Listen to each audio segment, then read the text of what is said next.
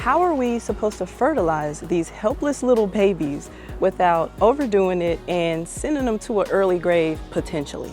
We have to do it the same way we would water these without accidentally drowning the roots because these seedlings are so young. So what I'm gonna do is I'm gonna show y'all how I fertilize my young seedlings that I started indoors really gently through a process called bottom watering. Okay, so to get this done the right way, I basically have to use like the gentlest fertilizer on earth.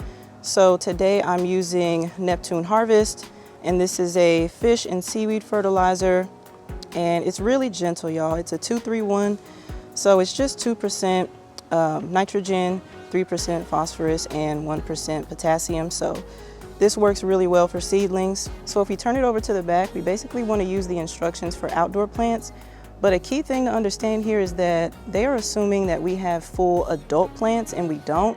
So this guidance of using 1/8 of a cup per gallon, that's going to be for an adult plant. So I'm going to cut this down to like, let's say like 1/4 strength. So in order to do that, instead of using 1/8 of a cup per gallon, I'm going to use 1.5 teaspoons per gallon. So I can just make this super gentle, make sure I don't actually burn my seedlings with fertilizer.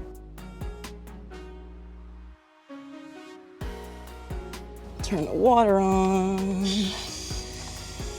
The way I like to do this is mix it in while I have water running, because sometimes this solution can get kind of thick, this fertilizer. Can't really see it now because I put it in the sun, but usually it comes out thick. So I like to have a little bit of water pressure just to make sure I avoid that, make sure everything gets dissolved.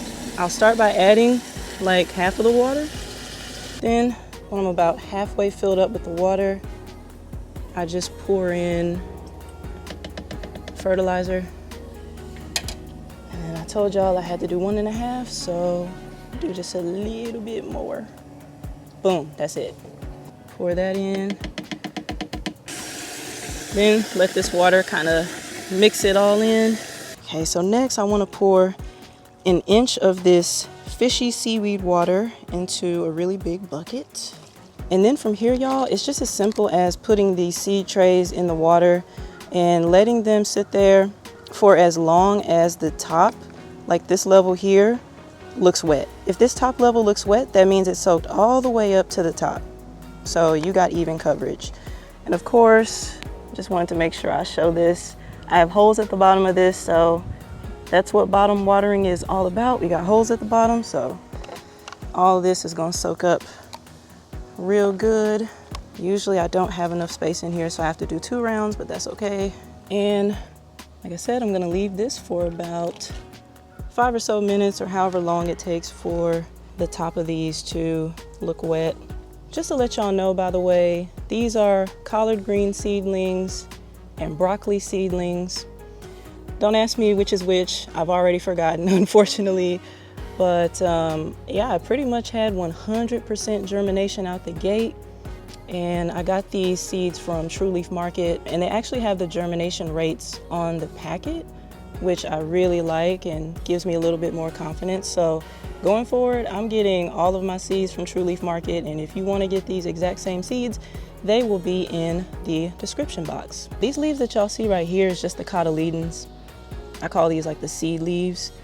But if you look really closely here, I'm starting to get some true leaves come up. So that right there is a little baby collard green leaf.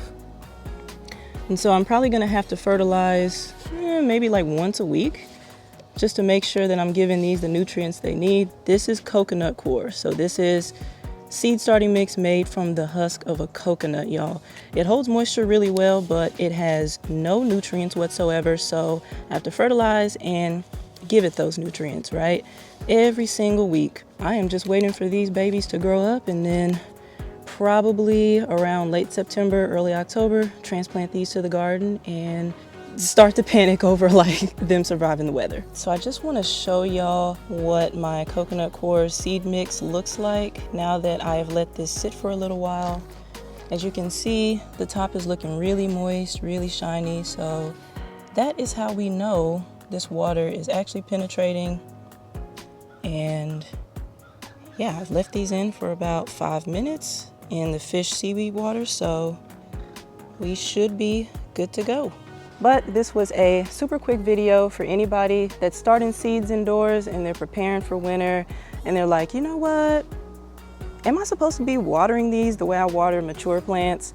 This video will definitely help you out. Definitely subscribe, definitely leave a comment. Tell me what you're doing in your fall gardens this season.